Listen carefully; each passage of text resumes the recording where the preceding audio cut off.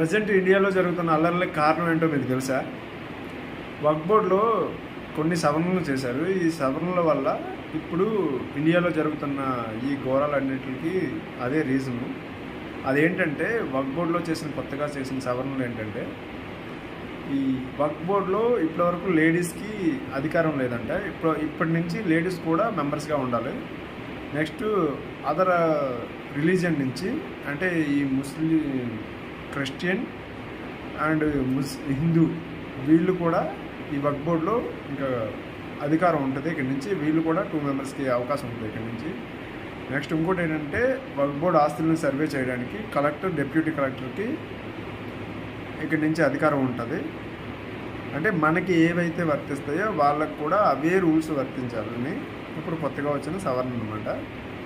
అంతే, వాళ్ళ కోసం వాళ్ళనైతే ఇబ్బంది పెట్టాలని కొత్తగా ఏమీ రూల్స్ తీసుకురాలేదండి. ఇప్పుడు తీసుకొచ్చిన రూల్స్ ఏంటంటే, ఇంతకుముందు ఉన్నవి వాళ్ళనే మనల్ని వేరు చేస్తూ ఉన్నాయి.